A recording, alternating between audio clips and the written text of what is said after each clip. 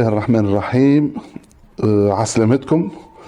عدنا مدة ما تقابلناش مع بعضنا في إطار الأسبوعيات متاع جريدة الزراع، فإن شاء الله نرجعوا توا نعملوا دو طون زون طون فيديو هكا نتناولوا فيها بعض المستجدات وبعض الأحداث اللي قاعدة تجري في تونس.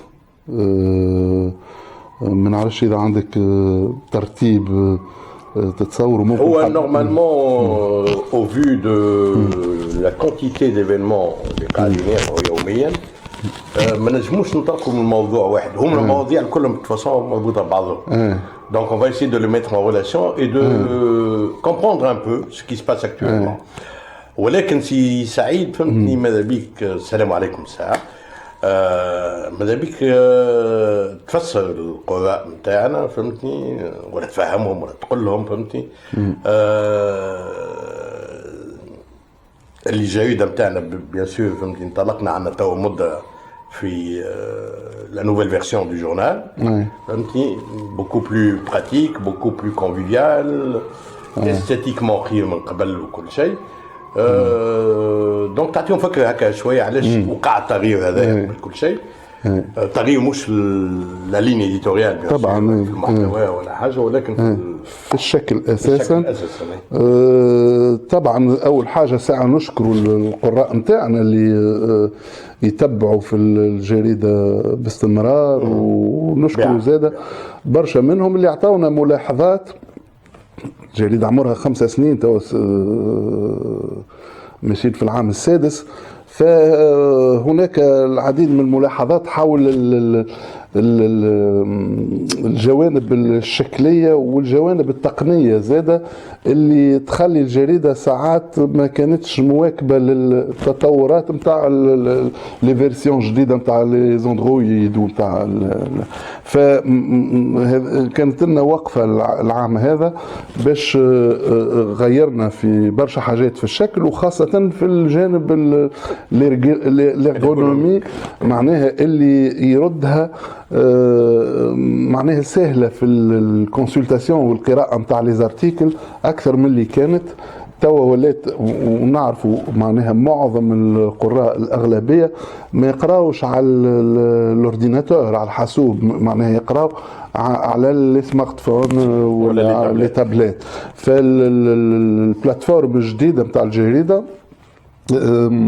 معمولة أساسا لي زوندرويد، لي سمارت فون، لي تابلت والحاسوب. طبعا تبقى ديما القراءة في الحاسوب أكثر أريحية وأكثر معناها اون بلوز أليز كوا. الجانب الثاني اللي عملناه ومهم معناها جات فترة أنه أعداد المقالات اللي تجاوز 10,000 مقال أصبحوا معناها صعيب نحط يبقاو في متناول القراء الكلهم، معناها جزء منهم ما نجموش نرجعوا له، ولذلك بدلنا توا ليبرجمون معناها سيرفر اكبر يرفع ان شاء الله السنوات اخرى القدام، ومكننا هذا التغيير هذا من امكانيه الاطلاع على كل ما كتب في الجريده وبمداخل متعدده. معناها ممكن نلقاو لي زارتيكل القدم اساسا باسماء الكتاب نتاعهم، لكن بالكلمات المفتاحيه معناها تحب تمشي ولا لاني ولا لو موا ولا بالجور ولا بالكالندريه معناها. المهم مداخل متعدده تخلينا الارشيف نتاع الجريده ممكن الاطلاع عليه كما المقالات المنشوره يوميا. Bon, il faut dire aussi que ça va être un peu progressif, donc يمكن تاخذنا المسألة هذه جمعة أخرى طبعا على خاطر عندنا كما قلت أنت سعيد أكثر من 5000 أكثر من 10,000 لا أكثر من 10,000 مقال، ولكن اللي موجودين في لي archives c'est à peu près 8000 articles فهمتي. دونك يلزمها تاخذ وقت الحكايه هذيا. تو فما كيلكو 3000 articles في les archives qui sont déjà disponibles et qui peuvent être consultés par nos lecteurs. والباقي بقدرتها ديسي كيلكو جور فهمتي يكون الارشيف كله اكسيسيبل ديسبونيبل على السيت. الجانب الاخر اللي تغير زاد هو العنوان نتاع الجريده. استرجعنا العنوان القديم اللي كان عندنا ومالوروزمون سرقوه لنا معناها وخاطر في فتره معينه كان ليسومور.com واضطرينا نحطوه بعد بوانتيانا خاطر تسرق النون دو دومين هذاك بطريقه غريبه جدا الى حد الان معناها يصعب. هو مش يصعب نجموا نتصوروا شويه كيفاش وقت نعرفوا علاش نعرفوا علاش ولكن اللي بلجو ما حبش يعطينا فهمتي. طبعا ولات .com وهذا ممكن باش يساهم في انتشارها اكثر معناها من ناحيه الريفيرونسمون من ناحيه كما كانت من الاول كما كانت من الاول. هذا من ناحيه التطورات اللي في الجريده. عندنا في الجريده دونك ان اكسي على شين يوتيوب يوتيوب دو جورنال لاكسي ديريكت accès le compte تويتر واكسي بيان سور للباج فيسبوك. هذوما كلهم لي ليان موجودين ولي فيديو موجودين وكل شيء فهمتي موجود على الباج داكوي نتاع الجريده. قلت لي انستغرام زاد معناها عندنا كونت انستغرام pour être un peu in pour être un peu à la mode pour suivre un peu le mouvement. كنا نلقاو رواحنا مع نرمين نتفرج تحياتنا ليها. على كل حال هذا فيما يخص الجريدة. هذه معناها فيما يخص الجريدة. فيما يخص الوضع التونسي اللي ما فتئ يأتينا بتطورات غريبة وعجيبة ما نفهموش إذا البلوكاج هذا بكله ناتج على طبيعة الدستور نفسه وطبيعة المؤسسات اللي تكونت من بعد الثورة ولا طبيعة المؤسسات اللي ما تكونتش لحد الآن. طبعا فما مؤسسات محكمة دستورية وإلا اسكو فيه بعد اصطناعي ارتيفيسيال اسكو سي جون لا معناها اللي قاعدين توا في مؤسسات الدولة من راسها لساسها اسكو هما قادرين يجاوبوا على الاسئله نتاع ولا تساؤلات ولا ما يطمح له الشعب التونسي اليوم ومش قادرين ودونك يغرقوا في المشهد في صراعات شكليه وفي دي اللي تغطي ممكن على عجزهم على ايجاد حلول والا بالعكس هما معناها عندهم الحلول وقادرين لكن مش قادرين يخدموا مع بعض. انا جي اون كونفيكسيون اللي كونه نخوضوا في معركه مده 10 سنين واللي المعركه هذه مع النظام القديم ومع الاجهزه نتاعو ومؤسساته ودولته العميقه المعركه هذه ما فاتش. المعركه هذه ما فاتش وكل مره بعد كل انتخابات يخرج من لو بيزاج بوليتيك عنصر من عناصر النظام القديم ويخدموا على عنصر جديد فهمتني. بعد انهيار نداء تونس وانهيار الحزب اللي ورث نداء تونس وحزب يوسف الشاهد وانهيار في الانتخابات نتاع جميع المكونات العائلات اللي خرجت من نداء تونس. وقع لعب على عنصر الفاشي نتاع النظام القديم اللي هي عبير موسي فهمتني واللي هي تمثل ابشع صوره داير نتاع التجمع ابشع صوره نتاع النظام القديم. أسوأ ما في النظام أسوأ ما في النظام القديم بالطبيعه. هما يظهر لي حتى ثم ناس من النظام القديم معناها يتبرؤوا من لا يتبرؤوا منها بالطبيعه معناها كانها تطيح قدر معناها اي كانت تزغرت لا هي حاجتهم باش تساهم في مواصله المعركه اللي بداوها معركه البقاء فهمتي سي اون غير دو سيرفي اللي بداوها من عام 2000 من 14 جانفي 2011 بدات المعركه انا شهاب ممكن نختلف معاك في الحكايه النقطه هذه بالذات اللي هي معركه البقاء. صحيح من الاول بداوا بمعركه البقاء، اما توا عاد في الايطالي وصلنا له ما عادش معركه بقاء. هما معناها ولاو هما Le 14 janvier 2011 a commencé la guerre de survie. فهمتي؟ ولكن بون كمل الفكره. توا ولاو هما اللي يسيروا في الاوركستر. معناها يلدون لا معناها في الاحداث، اذا تحب توقف في البرلمان توقفوا، تحب توقف في الدوله توقفوا، مش هي معناها معناها هي الحكومه حكومتهم. الثوره هي الحكومه الحاليه حكومتهم. اي طب حكومه لينا، حكومه الدوله العميقه، حكومه الاداره. فهمتي؟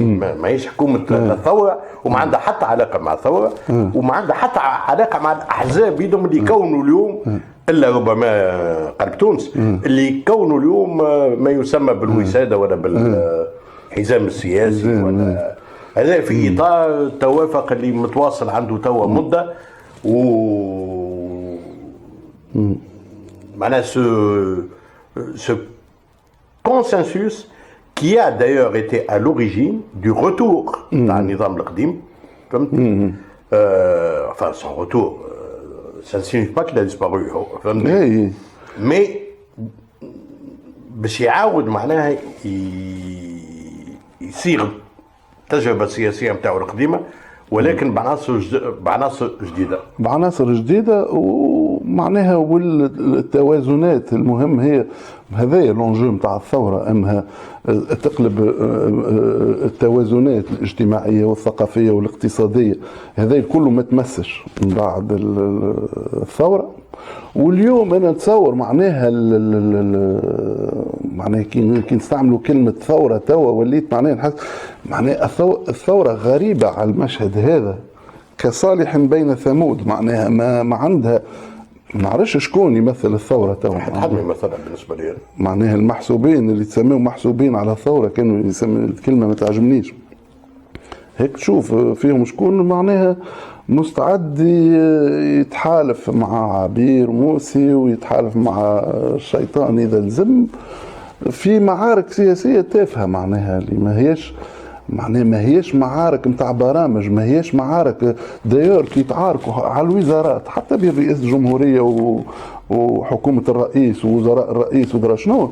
معناها الوزارات اللي يتعاركوا عليهم هم وزارة الداخلية، وزارة العدل، معناها مثلا وزارة الدفاع اللي هي من مشمولات ما نعرفش. ما حبيتهم يتعاركوا على وزارة التربية مثلا اللي هو النظام التعليمي منهار معناه، ولا وزارة الثقافة ولا وزارة الصحة معناها قاعدين يتعاركوا ظاهر نتاع عركه نتاع عباد ما تحروش من المنظومه القديمه نتاع دوله البوليس، نتاع الدوله دوله الراي الواحد والحزب الواحد والرئيس المستبد والواحد. Là d'ailleurs pour rester un peu dans cette approche, dans cette optique, je considère ان فما احزاب سياسيه ما نجحتش في الانتخابات وعارفه روحها ربما ماهيش قادره انها باش تنتصر في الانتخابات وباش تكون هي حكومه بطبيعتها، نظرا لكونهم حجمهم في المجتمع صغير برشا ولاو يستعملوا في الرصيد الانتخابي نتاع رئيس الجمهوريه ولا في العبث السياسي نتاع عبير موسي ومتاع الفكر الفاشي الاستئصالي الموجود في البلاد باش je ne dirais pas pour torpiller le processus كله فهمتي، ولكن pour éliminer d'une manière ou d'une autre l'adversaire politique اللي حجمه اكبر منهم واللي ربما ما همش قادرين سياسيا ولا حتى في اطار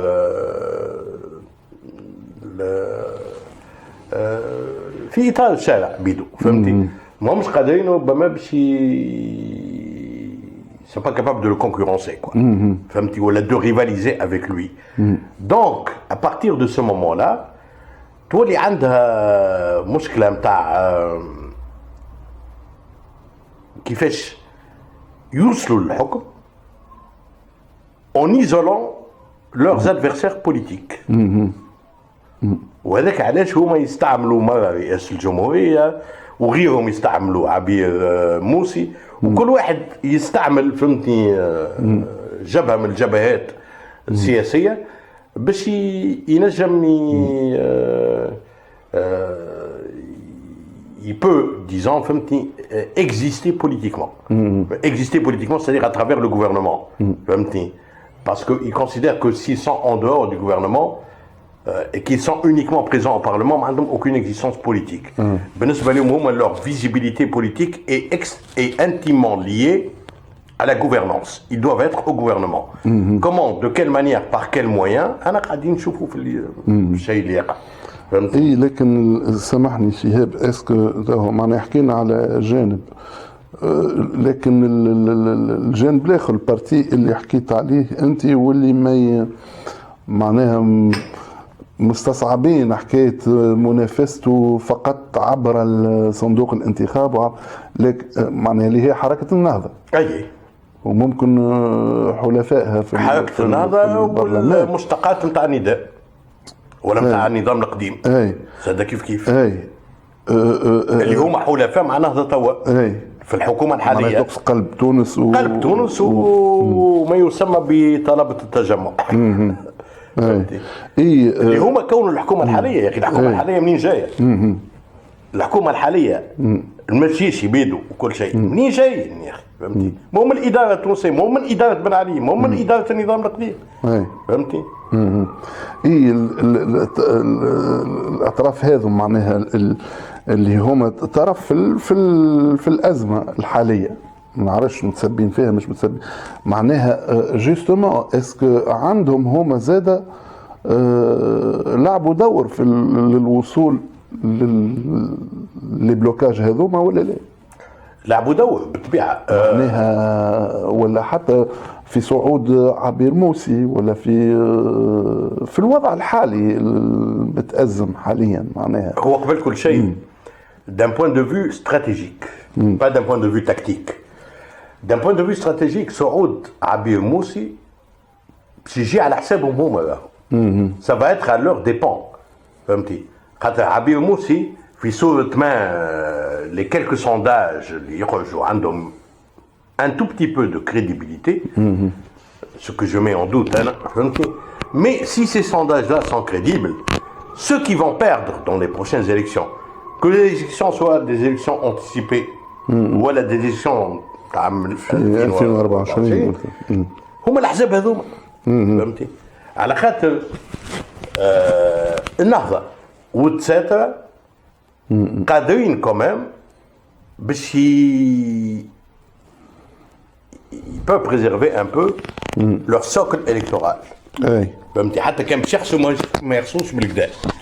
ولكن إذا باش نمشيو في un antagonisme entre d'un côté Abir Moussi et de l'autre ce qu'on appelle l'islam politique, فهمتي.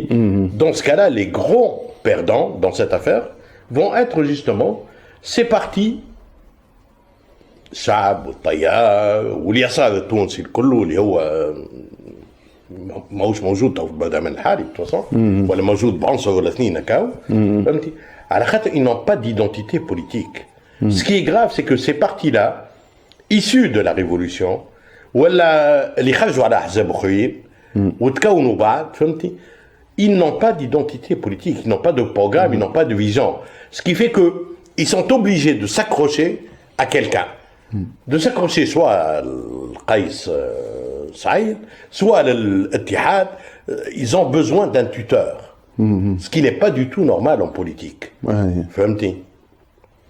معناها الوجود نتاعهم مربوط وجود فهمتي عنصر ما هام يعتبروه هما d'un point de vue électoral كيما رئيس قيس سعيد ولا d'un point de vue syndical, populaire, etc. كيما اليساريين. Mais ce qui est grave, c'est qu'ils ont toujours besoin d'être à la remorque de quelqu'un باش يتمتعوا d'une certaine manière des privilèges du pouvoir. كما قلنا قبيله معناها il y a un problème d'identité, un problème de popularité, un problème d'ancrage dans la société qui les empêche d'être de grands partis, des partis populaires معناها, ce qui fait que il y aura des partis qui font du lobbying ou qui cherchent un parapluie, quelqu'un qui les protège ou quelqu'un qui les aide à gouverner اما في الثقافه ولا في الاقتصاد ولا في الاعلام.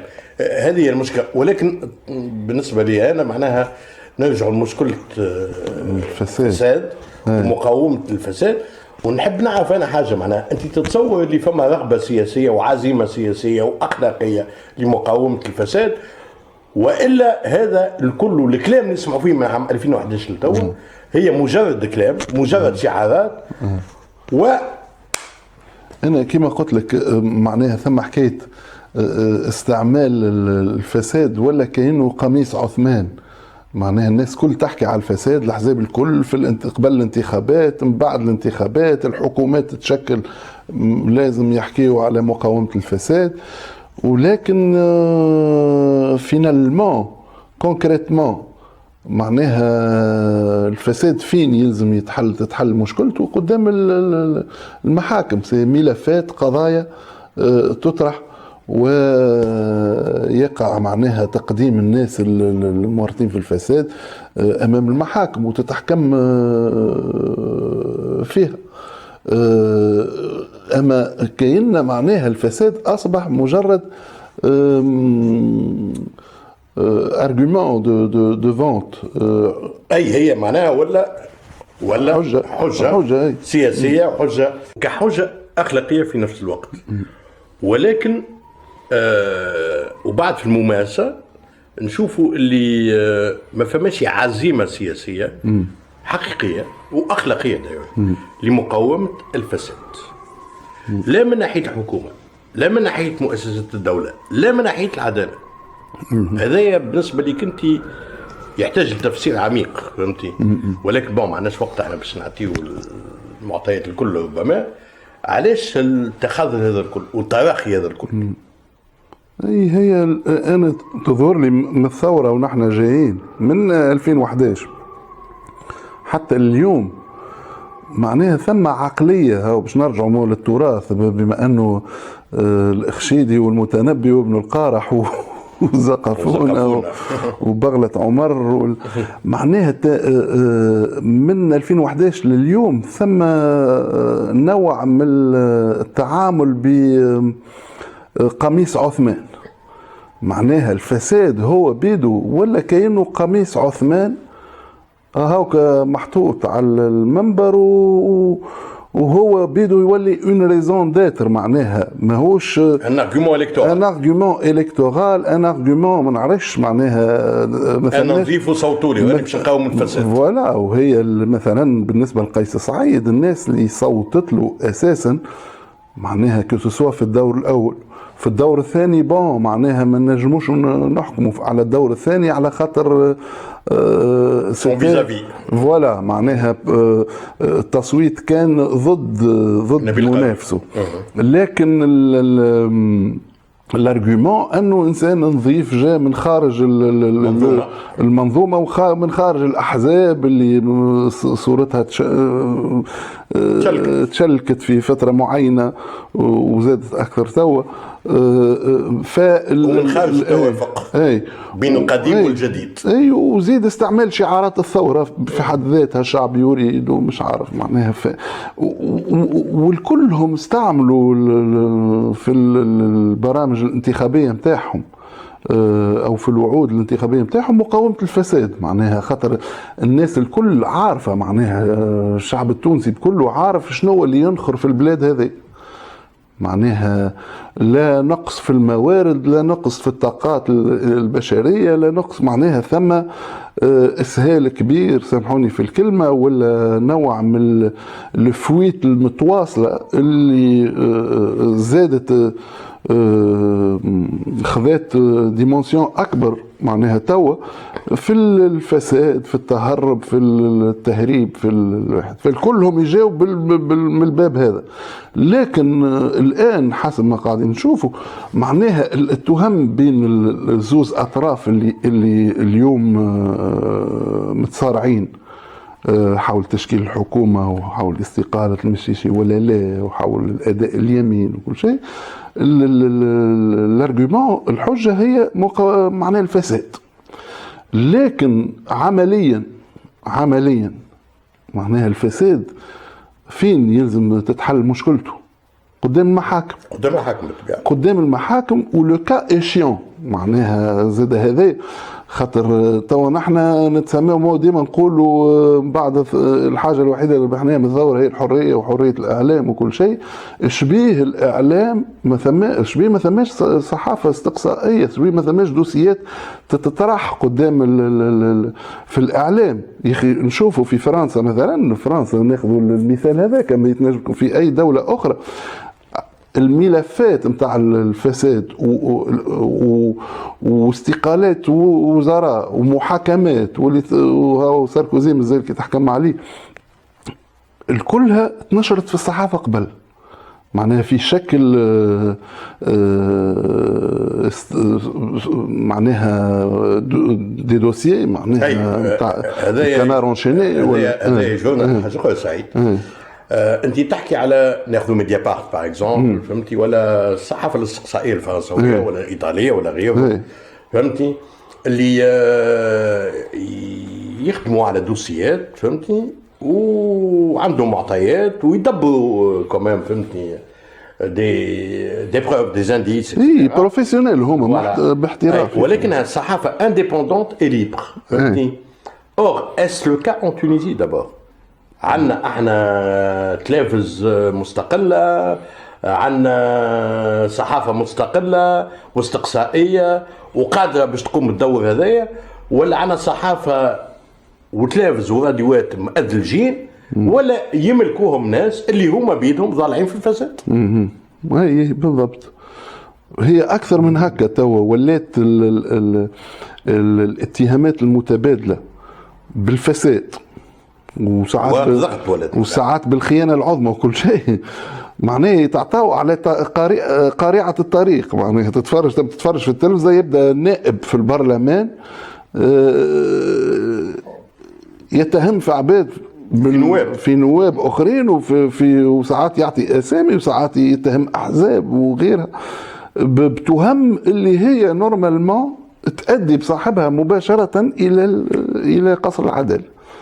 معناها النيابه العموميه النيابه العموميه تتحرك. اي مش عارف معناها سي دون لامبونيتي توتال، معناها انك تتهم عباد بالفساد من غير لا تقدم لا حجج ولا الملفات. والاخر المره اللي فاتت نهار لحد اخرتها معناها يقول له تو نخرجوا دوسيات وقت اللي يجي الوقت.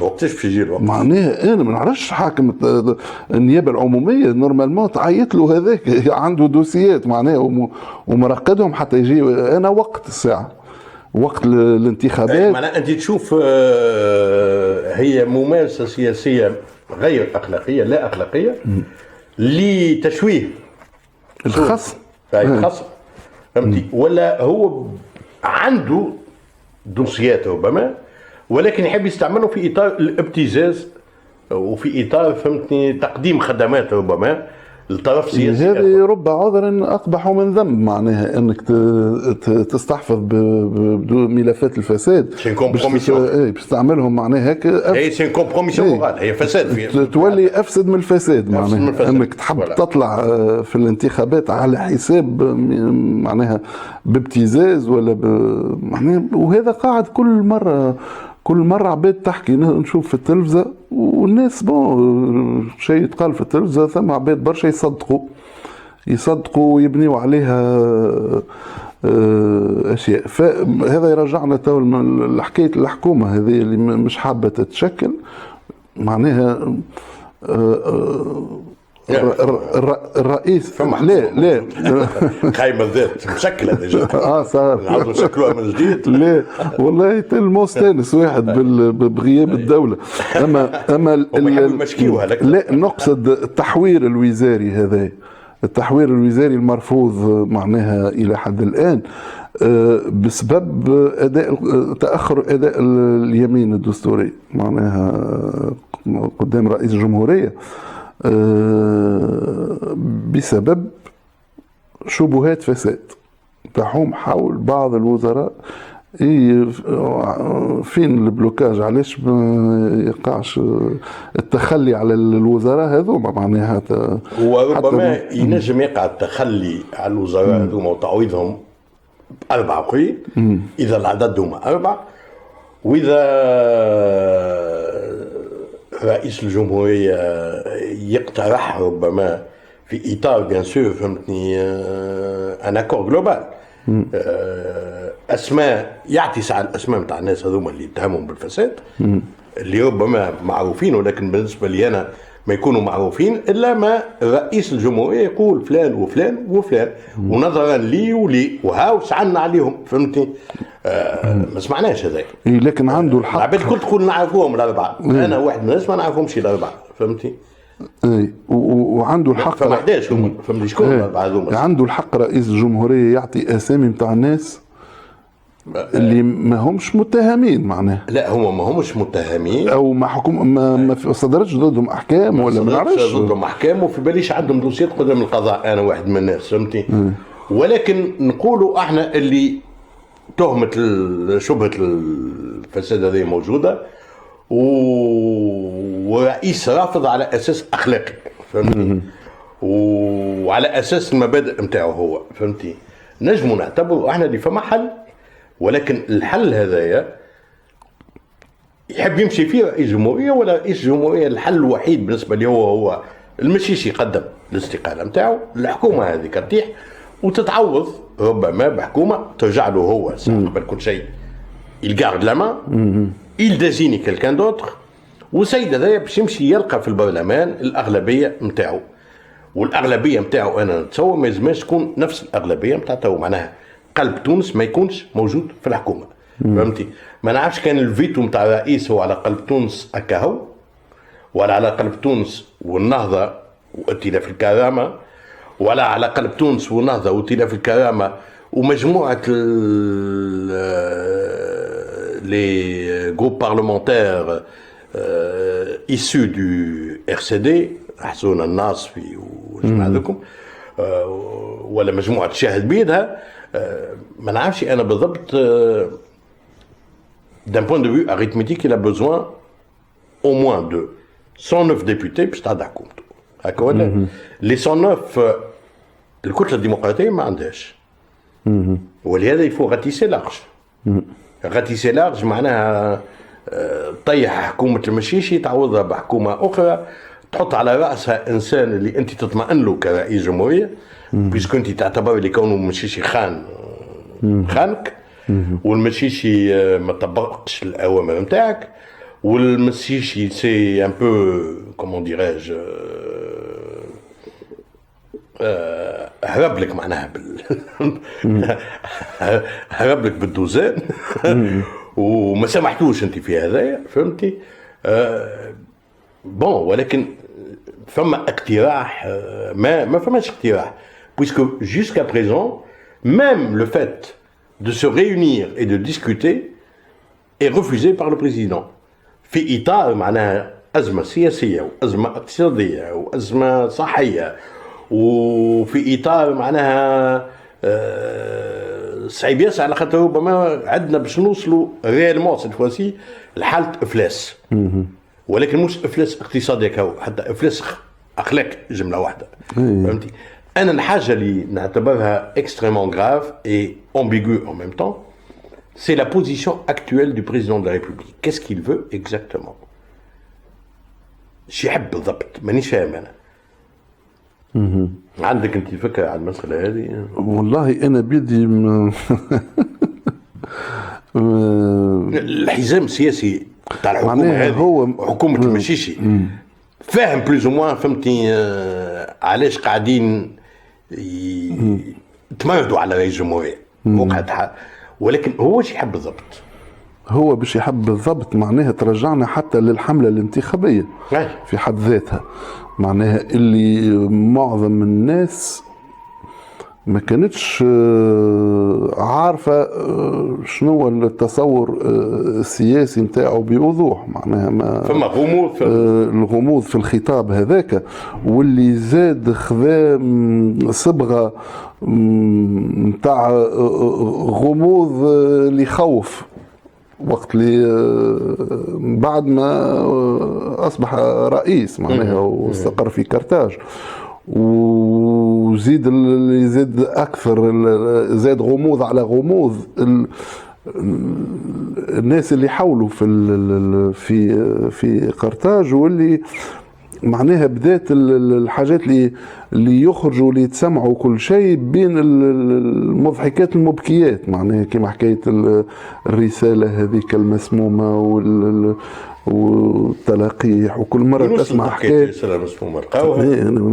ما عادش تبع معناها في بالي تقطعت في الماكينه وطلعت ما فيهاش حتى شيء ماده هكا.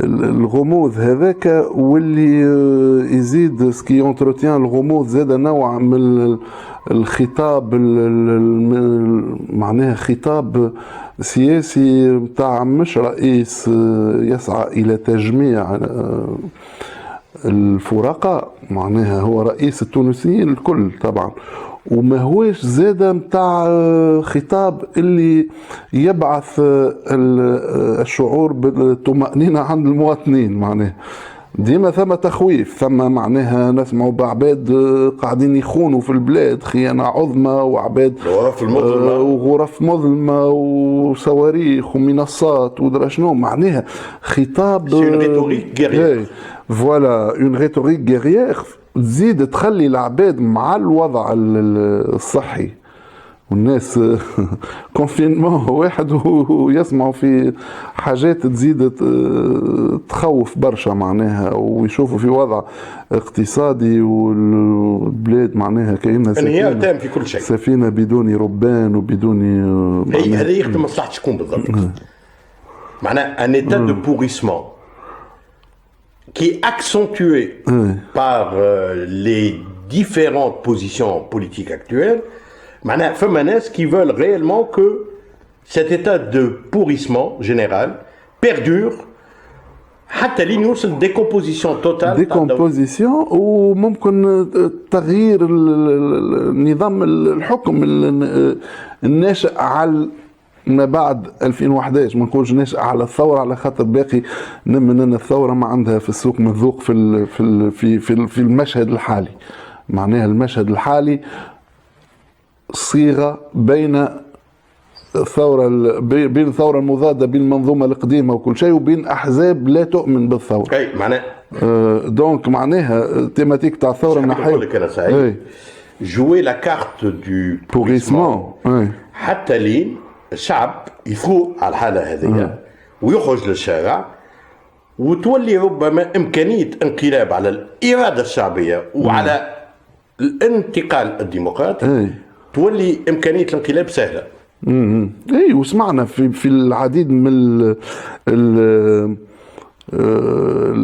لي ديبلاسمون التنقلات نتاع الرئيس ولا في بلايص معينه هكا عباد ما نعرفش سبونتانيمون ولا لا من اللي حاضرين يعيطوا حل البرلمان. لا مش سبونتاني معناها حلال البرلمان، توينا البرلمان واحد من الناس ما يعجبنيش بالكل هذا كله، اما البرلمان هي يتحل هي مش مشكل برلمان يتحل ولا ما يتحلش برلمان، حتى كان باش يتحل برلمان ما يتحلش في الظروف هذيا. تحب تعاود انتخابات يلزمك محكمة دستورية أساسا، يلزمك تغير القانون الانتخابي، خاطر بنفس القانون الانتخابي فهمتي ما عندك هربنا من قطرة جينا تحت الميزان. يلزم كمان قبل هذا الكل نوصلوا على الأقل un compromis politique pour que tout cela soit réorganisé. Mais est-ce que cette volonté politique existe? Je ne le pense pas. أنا اللي قاعد نشوف فيه توا هي مشروع نتاع انقلاب على المسار الديمقراطي كله وعلى المنظومه الكلها. فهمتي؟ المشكله انقلاب لكن من غير ما ثم طرح الحاجه الترناتيف، معناها حتى كي باش تنقلب لا نصفيو المنظومه الحاليه اللي باش نبنيوها بعد الله اعلم شنو. هذاك فهذاك يزيد يخوف اكثر معناها الناس ويخليهم ما ثماش اجوبه برسبكتيف واجوبه شنو تحب تعمل بالضبط، معناها نظام رئاسي ومن بعد معناها كاسكو رئاسه ورجوع الى الاستبداد والقمع على اساس اخلاقي. هذه انا باش نصفيه الفساد وانا باش نحاكموا الناس الكل وباش ناخذ الناس الكل الحبس. فهمتي؟ ويعطي مشروعيه وقتها فهمتي للانقلاب الناعم هذا. فهمتي؟ نوع من المشروعيه الاخلاقيه معناها. في الاثناء جهاد معناها قبل ما نختموا معناها قريب نختموا نحن توا صحيح حكاية التشبث بالدستور وبأخلاقيات الدستور وبروح الدستور في أداء اليمين، وأنها أداء اليمين ما هيش حاجة شكلية إلى آخره، لكن أداء اليمين في حد ذاته رغم اللي هي شكلية ومهمة واللي تحب أنت أهم من حلان مشاكل العباد اليومية اللي معناها العباد راهي تعاني بالحق، تعاني اللي ماشية وتكبر. معناها امور ثم برشا امور بتاع معناها الفلاحه اللي ما لقاوش لامونيتر، اللي الفوسفات اللي البلاد ولا تستورد، كما قلت قبيله المنظومه التعليميه المنهاره، الصحيه الصحيه ما قال حد لحد معناها قبيله نشوف غياب لي فاكسان السودان بداوا يلقحوا العباد الكل لقحت يا ولدي حتى لزيد كومور. مع كل احترامي كما قال الاخر لقحوا لنا حتى بالصافي على عين الناس. صحيح. معناها فما حاجات مش معناها فما تشوف انت تعطيل ولا بلوكاج، ان بلوكاج انستيتيوشنال، ان بلوكاج ا تو لي نيفو معناها اللي خلى cet état de pourrissement dont on parlait tout à l'heure justement يولي un état permanent. معناها l'ingouvernabilité du pays est devenue en quelque sorte un programme politique. حاجه لازم توصلنا للازمه اللي ما عادش تلقى لها حل، والحل الوحيد وقتها يولي هي انقلاب على المنظومه ككل. فهمتي؟ ونرجعوا دونك فهمتي لل البوان لو بوان زيرو كوا. فهمتي؟ معناها هذه هي المشكله الكبيره اللي si on continue comme ça de toute façon ça va permettre à tous les aventuriers de promouvoir leurs idées putschistes. فهمتي؟ ولكن يلزم تتكون وقتها معناها يلزمنا نتصوروا اللي فما امكانيه نتاع لقاء بين الاطراف اللي رافضه المنظومه الحاليه، سواء بتعلد فهمتني الشعب يريد، سواء بتعلد فهمتني الاخوان والاخوانجيه ومقاومه الاخوان ومقاومه الفكر مع الاسلام السياسي وكل شيء. فما نقطه التقاء بيناتهم ولا ما فماش الله اعلم. فهمتي؟ ولكن الحاجه اللي لاحظوها الكل قبل ما نكمل دونك ونعطيك الكلمه باش الحاجه اللي لاحظوها الكل اللي il n'existe pas réellement de bataille entre l'aile fasciste incarnée par Abir Moussi et الخطاب السياسي والبرنامج السياسي اللي ماهوش واضح بالنسبه لي انا اللي نسمعوا فيه في قصر كرتاج. فهمتي؟ ممكن ثم تقاطع معناها في معناها التقاء موضوعي غير معلن عنه على خاطر qu'est-ce qu'on observe, qu'est-ce qu'on remarque. حتى انسان كي يبدا ما سمعتش انا نهار رئيس فهمتي ينقد في عبير موسي والعرب نتاعها. فهمتي؟ برغم اللي لا استقبلها لا قابلها لا راها. فهمتي؟ ومن الناحيه الاخرى عبير موسي عمري ما سمعتها فهمتي كيف زاد فهمتي elle attaque ou elle critique le président de la République. Et ça c'est surprenant. C'est bizarre et c'est surprenant. فهمتي؟ على خاطر انا نعتبر اللي اكبر كارثه موجوده تو سياسيا في تونس هي عبير موسي. ويلزم مقاومتها بالاسلحه الديمقراطيه فهمتي؟ معناها il faut l'isoler, il faut la mettre en quarantaine politiquement parlant bien sûr. فهمتي؟ Or, je constate que cette volonté n'existe pas.